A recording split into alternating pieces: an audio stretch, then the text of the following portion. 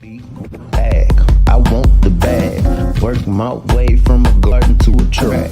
Flip it from a track to a plot full of acres. Do it for the farmers and producers and the makers.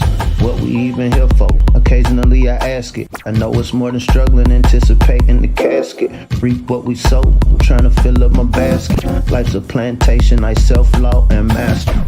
Over the plot, I've been granted on this planet. Now it's slanted, cause the chosen been supplanted. But if you overstand it, it was spoken. Fractured, but we ain't broken. Even though some would rather play the role of token, we growing. Black through the essence of our presence. We carry the blood of gods, we carry the mind of peasants. Rich black gardens, future look more like Eden. Multiply seeds like the seed banks in Sweden. Rep my planners on plan according to season. B1 code, switching it up is treason. Black power, family what we eat. Either we get fed or we feed. B1AG. Copyright disclaimer under Section 107 of the Copyright Act of 1976. Allowances made for fair use for purposes such as criticism, comment, news reporting, teaching, scholarship, and research. Fair use is a use permitted by copyright statute that might otherwise be infringing. Nonprofit, educational, or personal use tips to balance in favor of fair use. Welcome Black, welcome Black, welcome Black. This is B1AG. I'm John Henry Harris, and we also have Farmer Brown, the MC. Here at B1AG, we focus on Black agriculture as it pertains to agricultural production, education, marketing, health, food, nutrition, and economics, all for the Black family and the Black community. What's happening? What's up? The week is going, it started, and I hope that every day you find yourself growing as each day passes. I hope you find yourself growing in love, abundance, and just overall happiness. You know, I speak of this grand harvest, and that's what I look forward to, is this grand harvest. You know, with all of us sitting down at the table with an equitable chance to eat. Okay, today's story, talking about this labor shortages. Now, the labor shortages, they're across all the industries. However, in the world of agriculture, the labor shortages have been there for a while. And that's because a lot of Americans do not see agriculture as a viable industry to get into, or they just are not aware of the opportunities available in agriculture. However, we know everybody's got to eat and that work has to be done. So that's what we're going to focus today and dive deep into the subject of dirty work. Migrant workers are cashing in on farm labor. Farmer Brown, let's get started, man. You know, is this dirty work? Is it time for Americans, especially the B1 family, to look differently at farm labor? First, I just like to say peace to the B1 fam. Hope everybody's doing well. We're going to be real codified today. We want to be very specific with numbers. This ain't about throwing shade on any other groups. You know, sometimes when you're in the process of being better, you're not going to get on the court with somebody who's weaker. You want to get on the court with somebody who can shoot just as good as you, run just as fast, and that makes you better. And so today, I think we should have a conversation and a case study around this concept of migrant workers. And so, you know, when we speak of what we're speaking about, I don't speak throwing any shade. At the end of the day, 75%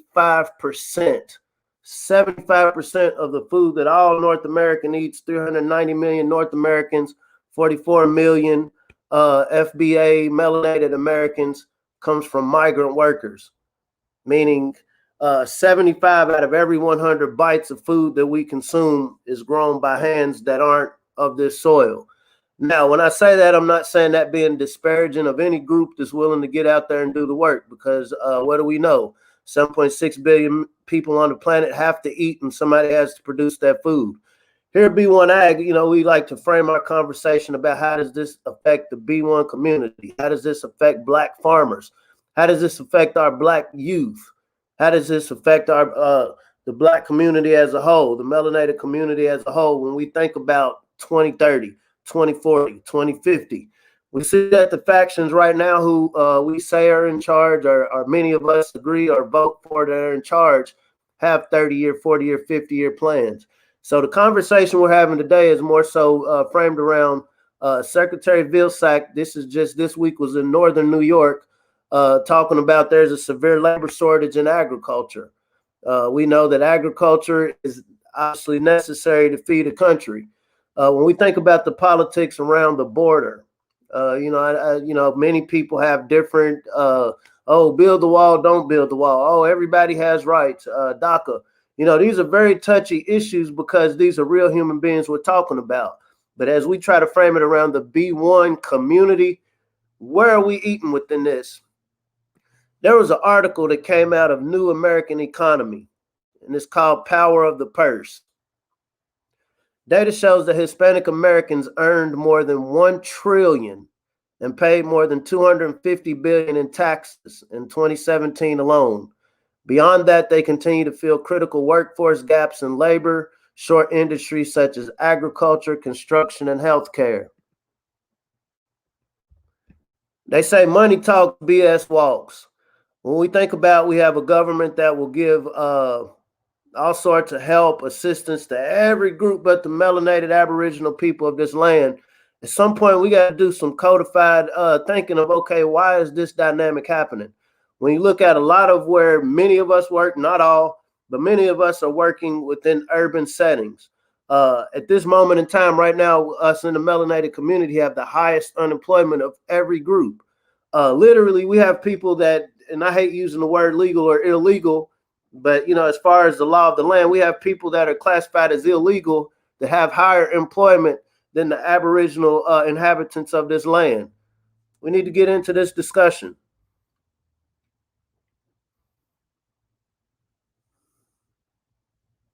You're on mute.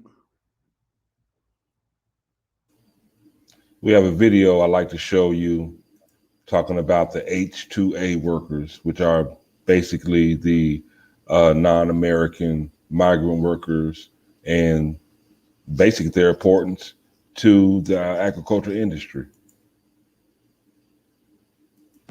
Washington State is looking at raising the costs of the H-2A program with a unique state-only fee, which would hurt farmers and workers. It already costs a lot to hire H-2A workers, an average of $1,500 per worker to hire through the temporary worker visa program. In comparison, the average family of four spent $850 a month on groceries in 2017. After these workers are hired, employers have the additional costs of providing transportation, housing, providing food or facilities for meal preparation during the workday, and wages for their employees. Washington and Oregon pay the highest wages for H-2A workers in the country, $15.83 an hour minimum, and Washington is among the top 5 states for H-2A worker recruitment. The H-2A program is the last resort for farmers who have advertised for local employees for a minimum of 60 days and must give hiring preference to local workers. And any farm employing an H-2A worker must have the same starting salary for all its employees, local and temporary. So, with all those obstacles, why do farmers keep hiring H-2A workers? Because they are the backbone of food production in our state, and farmers need to fill the employment void. Farm work is difficult, and without H-2A workers, our food security would be at risk because there would be fewer people to do the hard job of growing and harvesting our food. Making the H-2A program more costly for our farmers makes farm workers vulnerable to unemployment and has the potential to make food more expensive by putting local farmers out of business and forcing more importation of food from outside sources.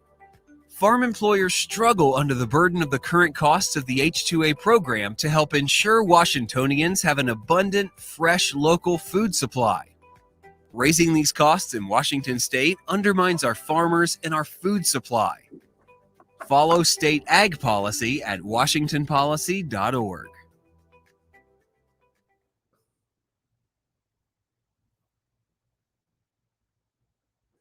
Now let's put this in perspective. Like I said, this isn't about shading anybody. We think about the politics, depending on which side of the aisle. Many people think, okay, y'all are letting these people come across the border to erase another group as a voter base. And you can see the value in that when you're talking strictly numbers. Okay, these melanated people starting to wake up, getting belligerent. They're not going to go for my little scams no more. So let me bring in another voter base. Okay, you can't eat a ballot. You can't eat a ballot, but you can eat food. And so my mind, my conspiratorial mind is like, okay, has this same thing happened when it comes to our food security? Because when we think about the melanated community, right now we know 1.4% of all agricultural primary operators, these are the actual owners, the farmers that own their land, only 1.4% are melanated. When we talk about this 30, 40-year plan, this theoretical 30, 40-year plan, how are we positioning ourselves where we're not dependent on other groups for our food? I may come across like I'm sounding negative, but family, this is one of the hugest opportunities ever.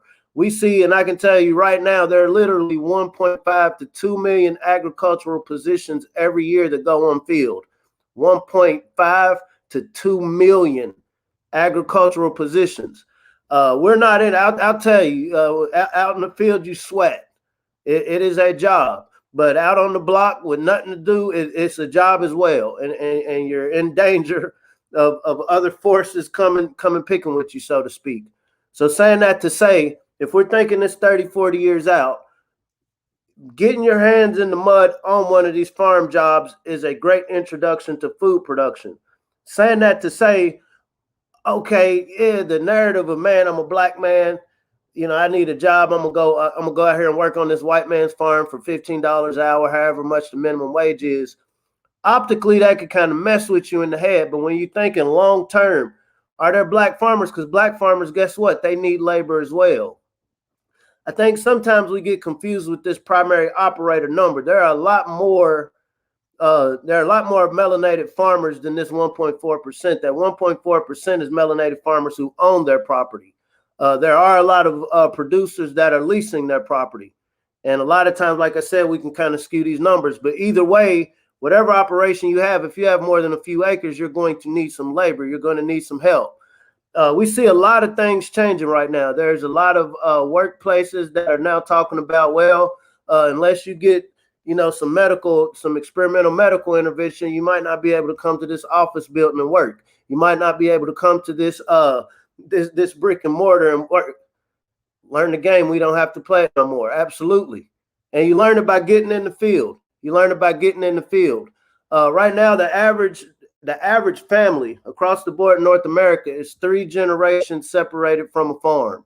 At some point in time, all of our ancestors had to produce food or had some sort of role within the food production and distribution system.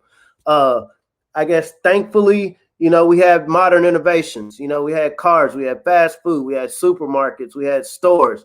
We now got DoorDash, we got Amazon. So we got all of these new innovations to make that process of getting what it is we want to eat easier. But when we look at it economically, when we look at the overall state of the melanated family, not just in North America, but across the diaspora, we've become more and more dependent. I can have the greatest job in the world. I can have the whole bag. But if there is another group, another entity that can say, no, I just don't want you to eat. I don't care how much money you have. What position does that person with the bag have to counter that? So saying that to say, when we're thinking about a decade-long strategy of how to re-enter ourselves in agriculture, just filling some of these 1.5 to 2 million jobs that we know the country needs. I'm talking about it's an issue. I know a couple melanated farmers up here in Kentucky, and they take it very personal. Question was asked to him, hey, bro, you ever had any brothers come out and work on your farm? And I mean, he was triggered. He's like, man, every time I try to hire our own, they don't come out, they don't show up. And so I have to work with H-2A workers. And so this is directly from a melanated man who wants to hire his own. So saying that to say there isn't no one single bullet to fix this, more so than, okay, this is why here at B1AG, how do we make this a part of our culture? We didn't get to this dependent state overnight, and realistically, we're not going to fix it overnight. But the day that we start seeing our place within this food production circle as important, the day that, hey, we got these 15-year-olds, these teenagers who they're not going to have the same jobs you and I had when we were growing up. Are there some local farms that's going to need some extra hands? We see some of the issues they're having up in Washington right now is, hey, this H-2A program is getting costly. We know those summer jobs. We know these youth. We know younger adults got a lot more energy to exert. So is that a perfect onboarding opportunity to get them to understand on a rudimentary level, hey, this is what it means to produce food. You're going to come out here for a year or two. You're going to sweat. You're going to build some fences. You're going to get a couple of cuts on your hand. You might get stung by a bee or two. But at the end of the day, after your 2 years, and I'm being very specific now, most agricultural positions that pay well, you got to have at least 2 years experience, like on the farm experience. And so if we can somehow frame this to where, okay, you just being out here on this farm sweating, this isn't the end all be all. This is you understanding on an intrinsic level, this is what it takes to produce this product. We know our ancestors had to do that for 400 years under some shady dealings. But through that, they created innovations that we now see being incorporated in agriculture today that become multi-billion-dollar industries. Your John Deere's, your Husqvarna's. There's a lot of melanated ancestors who, okay, I feel what this heat feels like out here in this field working. I feel with my fingers aching, my back kind of broken out here working. I feel what this feels like. So let me come up with a mechanism, a technology. Not a computer, but a technology, an appendage of your arm to make this work easier. We're in a day and age now where we can patent these ideas. And so our whole point here is, how do we get this conversation back around our personal dinner tables? They're talking about transportation is an issue. I'm sure up in Washington, man, you got to send buses all the way down to the Mexican border to get workers. That is very costly. Now, what if within our neighborhoods, we got local farmers, the black farmers who already exist? Like I said, we're keeping this around the B1 family.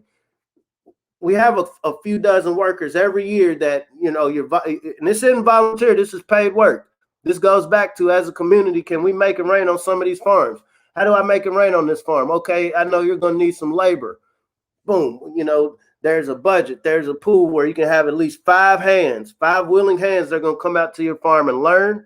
Not just learn, messing things up, but you're going to teach them how to produce. You're going to teach them how these farms operate. And so as you're aging out, we have a whole new replacement layer coming in. Like I said, I'm not being utopian thinking that this is going to happen overnight, but the sooner we have these conversations on a grassroots level, the sooner we can take action. Like this said, and I don't want to talk your head off, $1 trillion a year. The Mexicans alone, Hispanics alone, are bringing in $1 trillion, and they're contributing $250 billion through taxes. I imagine they have a lot of voice, and when we see a lot of the accommodations and legislation passed for other groups, it's because they're bringing something to the pot. As melanated Americans, and like I said, I don't disparage anybody that protests, that fights for social justice, but okay, we're in an agricultural community where everybody's taking hits right now. And so do you think they're up in DC or any of these Department of Agriculture sitting thinking about, oh, these black farmers are mad? Somebody's going to ask, well, how much money did they bring in for taxes? How much money is being generated because of what they're doing? Or are they just asking me for something that I ain't got? I got it, but to give it to them, I got to take more from them. Do you see these games?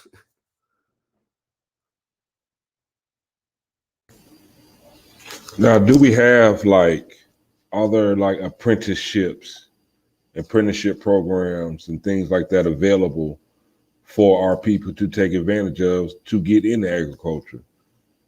Because, a lot of, say if you want to be a plumber or an electrician, you have to be an apprentice. You have to go through an apprenticeship first. Is there an active program like that for our people to get into agriculture? Technically, you hear that word HBCU, historically black colleges and university. When you hear that word land grant, technically, these were the institutions designed in the late 1800s, 1890s to be specific to teach those skills.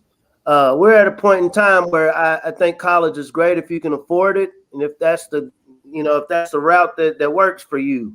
But the concept of going to college is you're going to sit in a space, you're going to have professionals, specialists teach you a specific trade, a specific niche. We also know there are trade schools. And so for you to bring that up, it means it's something to be created. What I can tell you from a professional end, there is a lot more interest in this agricultural training field. But because many people's minds hadn't been on that for decades, it's a rat race trying to figure out what to do. And so this is why I say, as a melanated family, this is the perfect opportunity. Nobody's going to trip us up. You know, if there's suddenly a groundswell of melanated people across what we call North America, Turtle Island, to be like, you know what, this is important to us. Son, you're not about to sit around on this video game all day. Daughter, you're not about to just run around, sit on this phone all day. You're going, I done did my networking. I done met with this farmer 20 miles away. We got something worked out where you're going to go out there 2 days out of the week. And he's going to teach you something. And when you come back home, before you get back on this phone, before you think you're going to go dribble that basketball, you're going to explain to me, you're going to write down what it is you learned. It seems kind of hard in the beginning, but once again, the earlier you have this 2-year experience, the earlier you become qualified to jump in any field. Is just being out in the field the only thing to look forward to? Absolutely not. Right now, okay, the popular thing right now is coding. Oh, you know, get our kids into coding, which is cool. It's necessary. But I got a specifically overall unemployment of agriculture and food science is projected to grow 6% from 2019 to 2029, faster than the average of all occupations. Food science, what does food science entail? Once again, how do we make a safer product? How do we make a better quality product? To understand how to do that, you got to understand it from the seed. What did it take to make this in the first place? When I'm going out to Farmer Joe's farm, 20 miles away from home, okay, I know mom, dad got me out here doing this work, but I'm observing because I've seen my community talking about this. I've seen people sharing content and just sharing memes about, black folks need to get back in the ground. I'm going to notice, okay, these GMO seeds, all these things look real pretty, but I notice they don't have seeds in them. Now, is that healthy? Is that safe? And so, okay, I noticed the ones that do have seeds, they don't necessarily look as pretty, but they're a lot tastier. And it's that research mind to where if you have a 15-year-old, 16-year-old teenager observing that, think about the potential, think about the potentiality they have by the time they're in their mid-20s. Let me be honest, I didn't even get into this realm of existence till I was 30. And it was every day I kick myself like, man, why didn't I jump on this earlier? Because like I said, when you think of all of the areas, even when we think about coding, it's very limited. Let's just be honest. I mean, I can learn coding, but I'm gonna end up working for somebody else's corporation who already set up the infrastructure. Agriculture is a frontier that hasn't been conquered, believe it or not. Bill Gates just became the largest farmland owner. Saying that to say, we know he has, speaking on him, we know he has a conqueror mind. I want to buy everything I can. I want to own it. He just now got into it. And so, when we get in this concept of following the money, now how can we as a collective get into this same mindset and not only just get into it investing, but really preparing our children's minds early to see the value and knowing what this land is important for. Knowing, okay, even if I'm going out to this farm 2 times a week over the summer, right? Mom, dad, uncle, coach done set this up where we go out here and help these farmers. But when I come back to my city, okay, I heard them talking about these high tunnels, and I see this farm, I see this lot across the street that used to be a house is disheveled. Man, I'm gonna take some of what I learned from Farmer Joe's, and that high tunnel facility had me weeding, doing the watering and irrigation, and I'm applied across the street. Seeing is believing. Going back to what you're saying, do we have these operations? Do we have these institutions that teach this? This is where it comes in. We have an opportunity now to create these learning opportunities, and nobody's going to trip us up, family.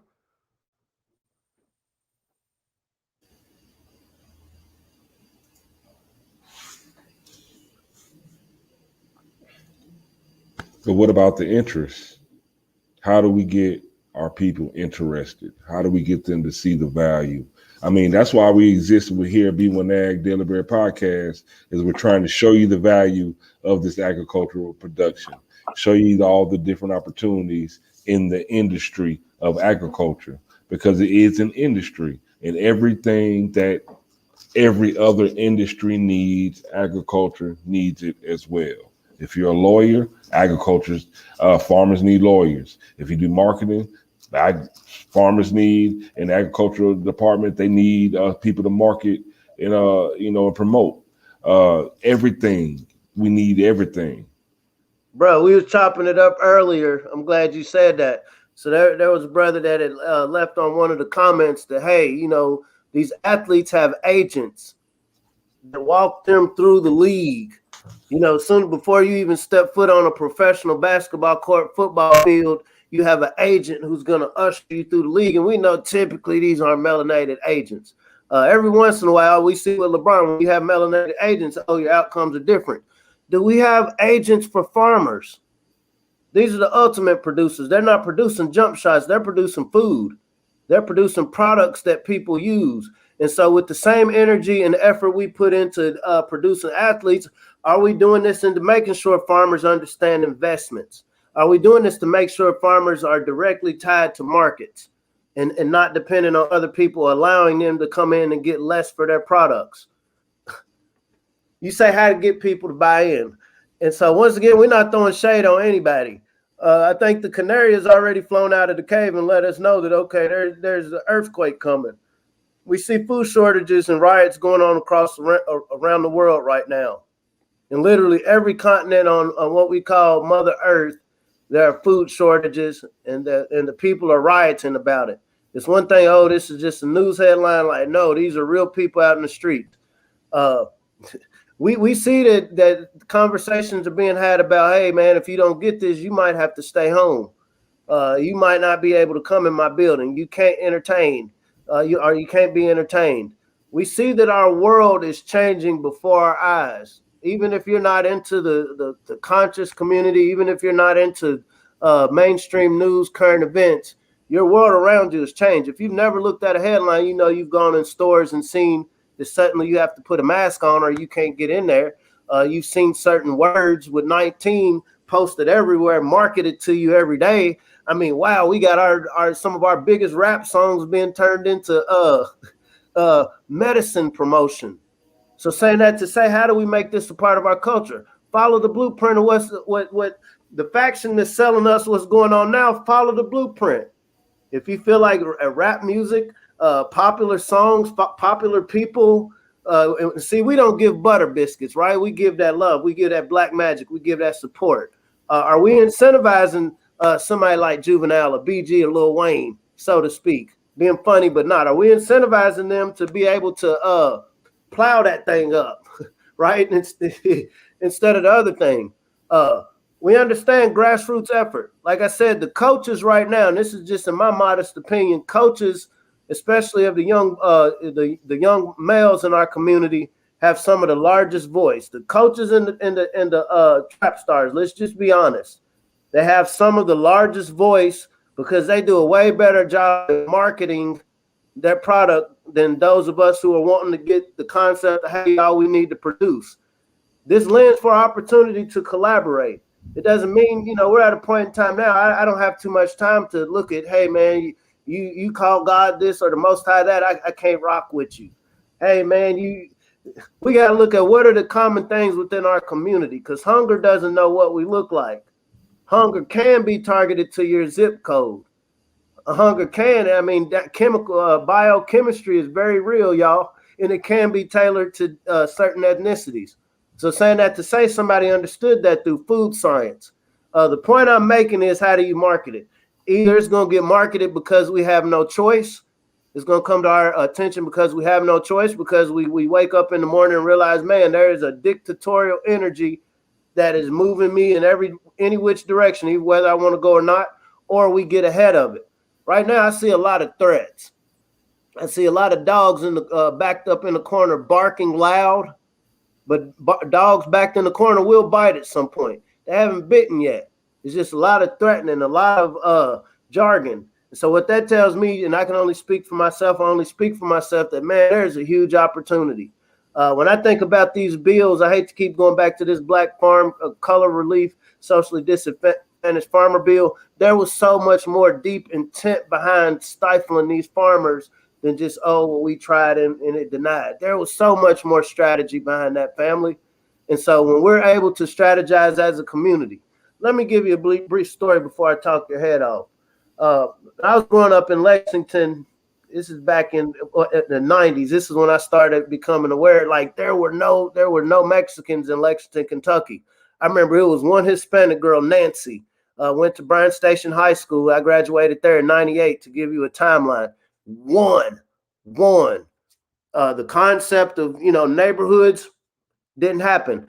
And I swear, we moved to Atlanta for 5 years. I moved back to Lexington, and I'm talking about there's whole Hispanic communities in Lexington. At this time, I didn't understand politics. I just understand, man, there's a whole new group of people here I didn't know existed. Once again, not throwing shade, just being observant of what works and what's successful. And so you remember, people will make jokes about, oh, it's 10 of them living in an apartment. Oh, it's 5, 6 of them hopping out of a car. Those same families, those same people you saw hopping out of, 5 hopping out of a car now have their own homes. They have their own homes. They're hopping out of better cars than the people I grew up with, right? Everything ain't material. I hope you understand what I'm saying. So as I got older, as I got into agriculture, I'm like, well, how did this happen? And you realize when they're hopping in the work trucks, they're going out to farms. Here in Kentucky, is this horse capital of the world, but also regular farms, livestock farms, produce farms, similar to what they're talking about up in Washington. And I watched over a few decades. I don't know if this is something that they, already planned. I don't know if this is just, divine intervention, but over literally 2 decades, they've gone from, okay, y'all are laughing. For one, we wasn't here. Now we're here, and, it looks like we're in a horrible situation, living on top of each other, in these beat up cars. And literally in 20 years, I'm riding flyer than you in your hood, in your neighborhood. Not only that, 75% of your food comes from my hands. Not only that, guess who's buying up a lot of this land now? I used to work it as, this low paid wage worker. I used to come out here and do the lawn care for it, under somebody else's banner. But 20 years later, because we were able to pool our resources, cooperative economics, we were on code. We wasn't switching every time somebody came with a butter biscuit or some sort of incentive to turn my back. Because we're on code, we now have the whole communities. There's multiple Hispanic grocery stores in Lexington. And I mean, they're very smart people here, very smart, melanated people here. And it's like, for the life of me, like, man, why can't we open grocery stores? A barbershop is cool. A few brothers and sisters have come together and created convenience stores, but why haven't we got a grocery store? Not one. Do y'all support each other? Was that the culture that was promoted to you? And I'm answering your question, how do you market? Was that the culture promoted to you to support a melanated person's grocery store? Social marketing. And last thing I'm going to say about this, I do remember a couple of times you go to some of these yards, and I'm talking about 6 o'clock in the morning, there'd be like 20 deep, a bunch of Mexican men, Hispanic men, immigrant men standing around an elder. It will be an elder standing in the center, and I'm just like, that looks weird. I've never seen that type of situation, other than a barbecue or church or maybe school or a sports event, but you don't have like 20, healthy men just sitting around listening to one person. That's hard to see. I would love to see it, and it's not to say it doesn't happen in other places, but man, how often do we see that? But you see them at 6 o'clock in the morning before the sun comes up, dispersing with equipment, going to work on these farms. And like I'm saying, 20 years later, these people now have their own operations. They're now buying the land that they used to do what seemed to be cheap labor on. Point is, when you work together, when you see a value, a lot of them are coming from a place where, hey, I will work for your $15 an hour, because where I was at, I was getting $9 an hour. And so the degree that we can see, past the money, we have to be producers. That is our strength as melanated people. We are producers. We are the original producers. Everything came after us. And so as long as we can sit back and let everything become robots, and when I say robots, what do robots do? They end up taking over, right? And I don't want to put humans in the place of a robot, but a robot is basically, I created you, I positioned you, do my work for me so I don't have to do it. We find ourselves 400 years later, depending on people that have a lot of other ideas for what we should be doing with ourselves.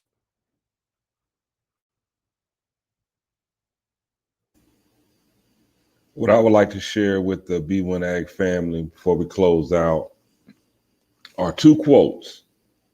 This first quote comes from Booker T. Washington.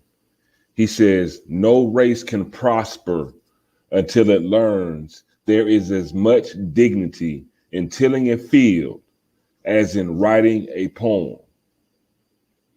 We must recognize that everyone has an important role in this society. You know, we like to put people in categories in a system like, well, these people are better than this or they're below me. Everyone is important. And when we start as a family to understand that there is, like Booker T. Washington says, no race can prosper until it learns there is as much dignity in tilling a field as in writing a poem. When we really realize that and internalize that, we will grow. We'll be able to grow as a culture. And the second quote I would like to share with you is from Thomas Jefferson. Thomas Jefferson, one of the forefathers of our country. "Agriculture is our wisest pursuit because it will in the end contribute most to real wealth, good morals, and happiness." It's agriculture, farming, growing your food. You know, importantly, and most, up front is about feeding ourselves and, not being hungry. But you will gain a lot more than a satiated stomach when you participate in agriculture, realizes its importance in our life, and nurture that. I'm trapping, fam. I feel what y'all brothers are saying, but I'm in the hood, man. I got to work with what I got to work with. What can I do? Hey, you taking trips to get your package. Take some trips outside the city and meet some black farmers and shop with them. The turkey drives on holidays are cool. Maybe you invest in a couple of CSA shares for the elderly in your community.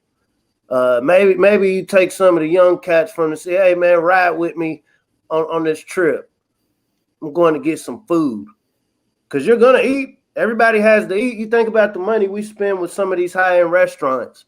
I can tell you farm fresh food is better than anything you're going to get at Roost Chris or Jeff Ruby's or anything else.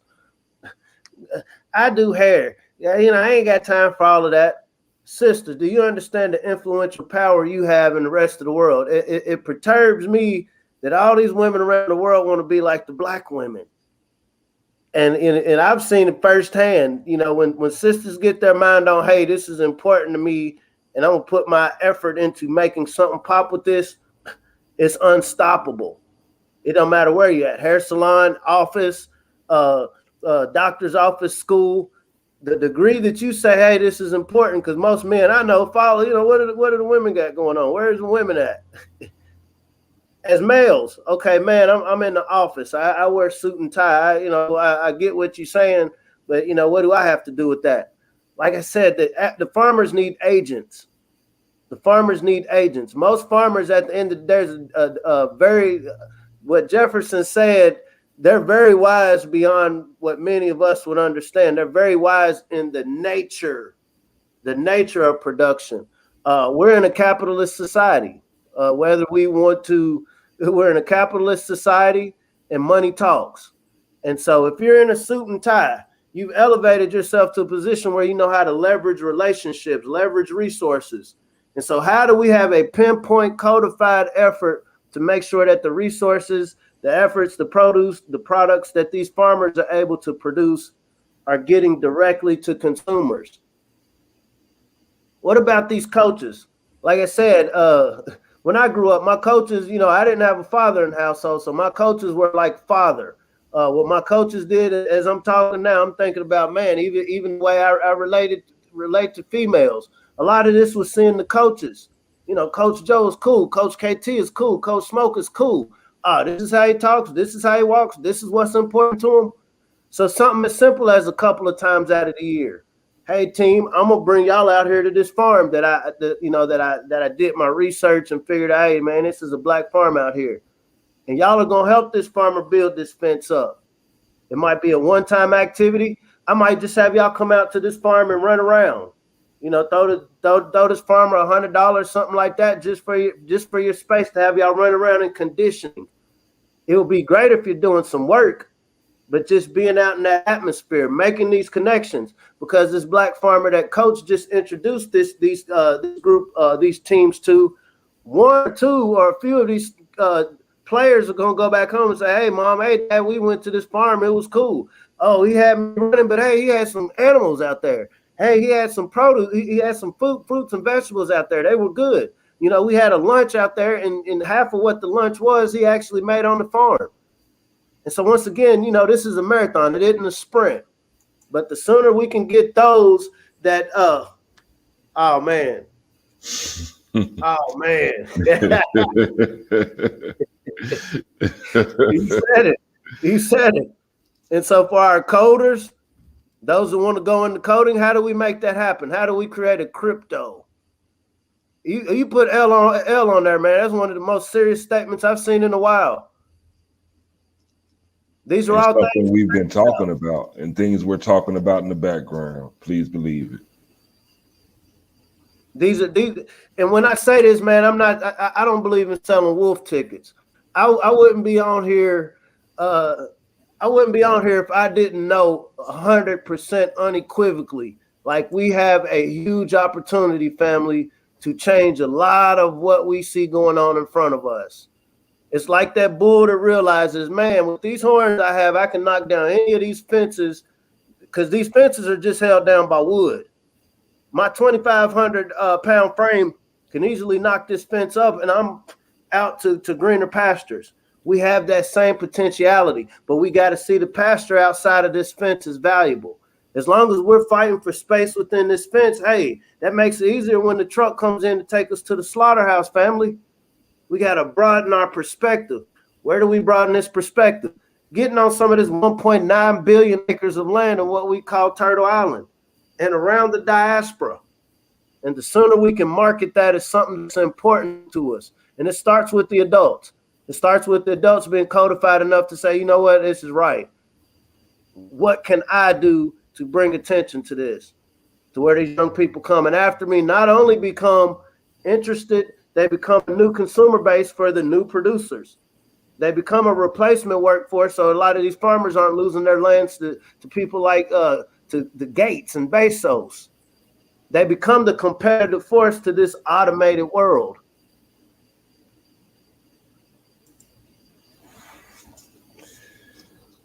It's up to us, y'all. It's up to me. It's up to you. It's up to Farmer Brown. It's up to your family. It's up to your children. We must make agriculture more of a part of our life as far as from a participation standpoint. We have to have take a more participatory stance in our survival, in our literal day-to-day survival. We can't consciously just give that responsibility to someone else, or think that, okay, I got a couple dollars, so I'm gonna let this money handle these survival things instead of me just doing it myself. You know, the more we can do for ourselves, the better. And here at B1AG, you know, again, we're about getting your own food, producing your own food, because of these global food shortages. It is a direct, practical way to make sure that if they continue to get worse, which it looks like they are, it's like a perfect storm for hunger going on right now in the world.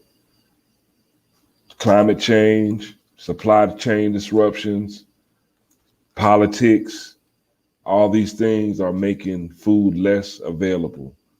And not just food less available, you know, the diversity, you know, the different kinds of food that you'll have access to is being effective. So we encourage you to go to healthyblackfood.com, sign up, and learn how to grow your own food. It's a survival skill. It's a God-given right. I say this all the time. It's a God-given right Don't give up your right to learn, to know how to grow your own food and to be able to feed yourself. Know how to feed yourself. Growing up with my grandfather being a farmer, I didn't realize until I got to college. You know, it really is a blessing and an advantage when your ability to be able to feed yourself is not tied to how much money you have in your pocket. It's very powerful. It's very important. Farmer Brown, it's been a great talk. I hope our people understand, you know, farming is important. There are a lot of opportunities in farming. There are a lot of jobs that are unfilled every year in farming, in agriculture. There's a lot to know. There's a lot you can learn from agriculture and farming. And we need to get our youth involved now for their sake. For their sake. So, Farmer Brown, if you really want to know something, what can the B1AG family do, bro? If you really want to know something, prints in the mud. Learn how to grow something. Thank you again for participating in this conversation. Please like and share. Subscribe to the B1AG Daily Bread podcast on YouTube. Just type it into the search bar and you'll find it. You see our logo. Let's make this conversation bigger. Let's grow this platform. Let's grow this conversation. Let's grow some food. Make it go more viral than the Delta. Please, more viral than the Delta. And actually, a lot of these foods that we're talking about growing, they actually help you with that. Elderberry, zinc. There are all the remedies, the medicines come from food. Food is medicine. You know, we think about food just as, okay, I'm hungry and I have a taste for this. Food is deeper than that. Food will keep us from getting sick. And when we do feel sick or get sick, food, the ingredients, the nutrients, you know, in food is what's going to sustain us and get us back to good health. And at the end of the day, again, it's all about survival. And good health is pretty much gives you a leg up on survival. So may you have a blessed day. Let your day be filled with love. May you grow today. Every day, let's try to grow. Let's grow in all areas of our life. Let's grow. Plant seeds. We talk about planting literal seeds into the ground to grow food. Let's plant good social seeds. Let's plant seeds of love. You know, let's plant some seeds that will make our future brighter, and make sure again that we'll all have a seat at the grand harvest at the end of the day. Thank you for sitting in. Thank you for participating. B1AG Daily Bread Podcast. We'll see you soon. And we out.